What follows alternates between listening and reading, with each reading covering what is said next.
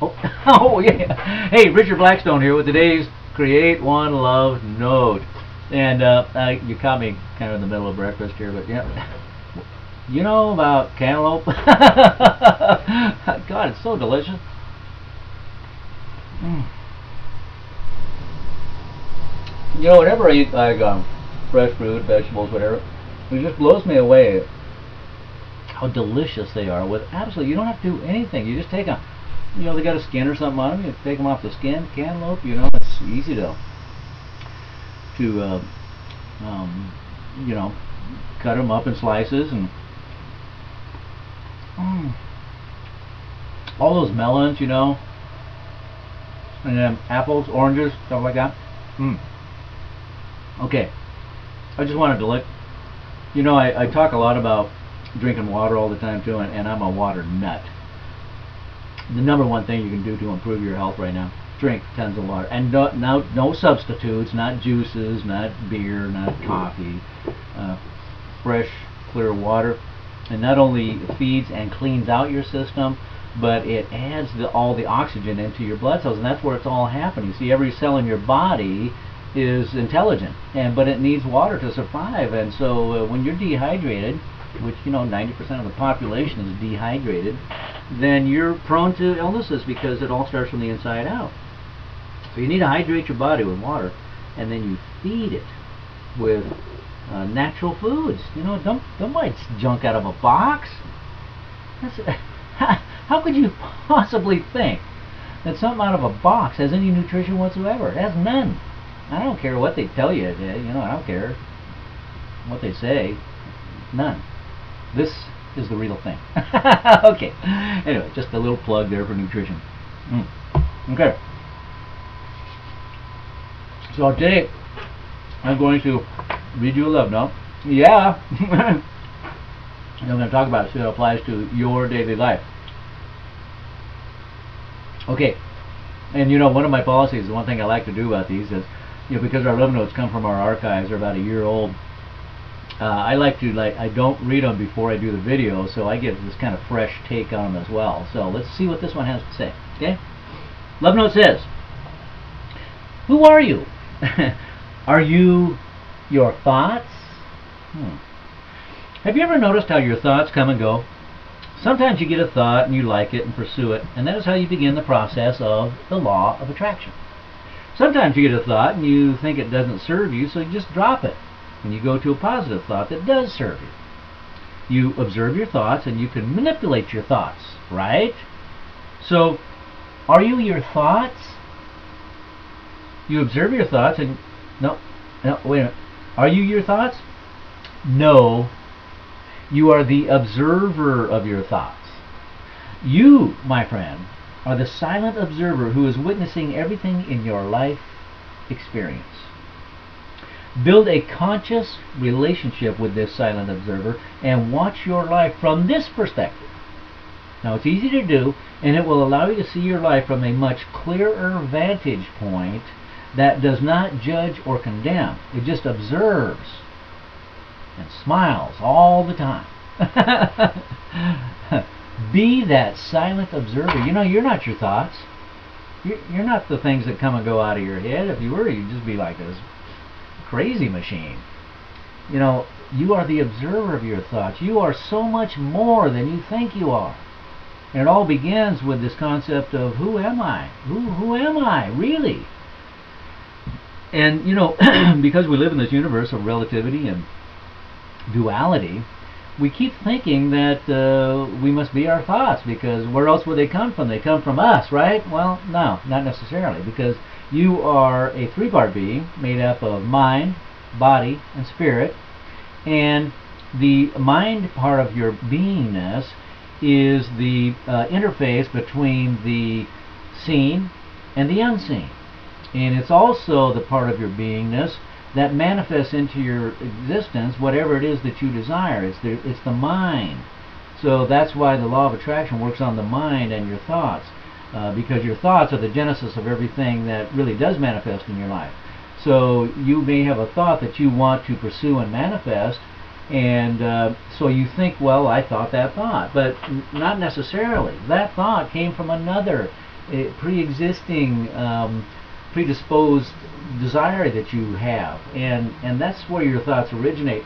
And because we have thousands of thoughts going through our heads, and I heard a study once that we've got like 80,000 thoughts every day, but most of those are habitual thoughts that we think over and over, and they just kind of run through, and they're not really made for manifesting. They're just there to keep us in our current comfort zone. So that's what the habitual thoughts do. They just keep thinking it over and over. And if you want to get out of that and move into another way of living life or another way to experience something, then you have to change the way you're thinking, and that now requires some consciousness.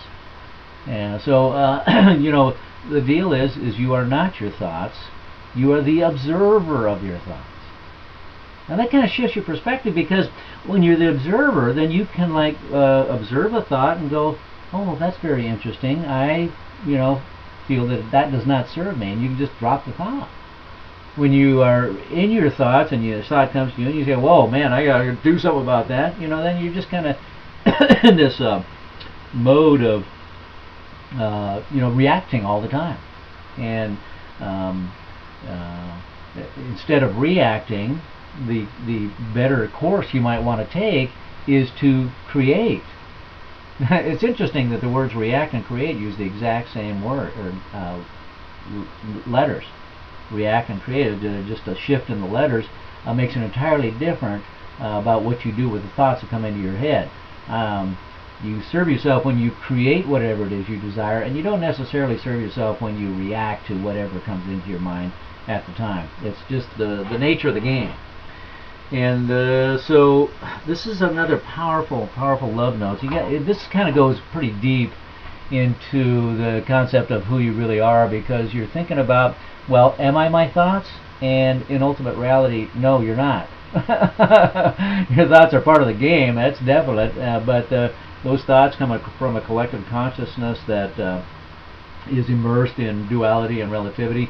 And so they run the gamut of everything that could possibly serve you to everything that could ruin your life and do whatever. Those thoughts are not you, but you are the one that's going to act on the thoughts, and you're the one that's going to create your experience by prioritizing which thoughts you want to pursue and manifest. And you can do that either consciously or unconsciously. When you do it unconsciously, oftentimes you pursue and manifest things that don't serve you very well, but you do them because you're emotionally involved in them, and your emotion causes the manifestation to happen faster. Now, these are simple creative laws that we've talked about before, but they are so critical to your everyday life. That's why it's really key to live your life in this concept of awareness, so that you can see what's going on in your life, and you're not just reacting to everything that happens, especially reacting to those thoughts that you don't give any juice to. It's so fascinating the way the whole thing works, and that's why it's so key to understand that, okay, if you're not your thoughts, then where do the thoughts come from? Well, they come from the bigger part of you, the big expanded part of you. That's what this little love note's about, is trying to see things from a bigger perspective, a larger perspective. And when you do, you can see how your three-part being of mind, body, spirit is all interconnected in this thought process, and how the mind works in this dualistic relative arena to give everything a look, and how your spirit really comes from an absolute arena of unconditional love. And so if you really want to focus and shift the way you're looking at your thoughts, try looking at it from the perspective of the spirit aspect of yourself, and shift everything into a love paradigm, and man, then your thoughts clear up and elevate themselves, and you can start creating at a higher level, because you're initiating your thoughts from the spirit part of your beingness, which is totally unconditional love. So there's no fear involved. But when you're just using your mind, well, there's lots of fear, because that's what the mind is. It's the duality. It's the duality. And the duality comes from this idea that you're separate from all of life. That's all it is. That's what the duality is. And when you know that you're one with all of life, then the only oneness that you can one with is your spirit and the truth of your being, which is unconditional love. When you move in, play with the duality, with the idea of your separateness, then all of your thoughts come from this fear that is based on the idea that you're separate from life, and so you have to do this and do that too.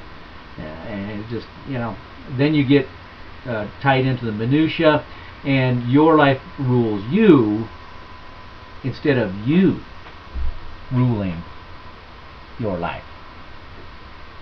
So, great love note. Great. And this is what we teach here at Create One Love.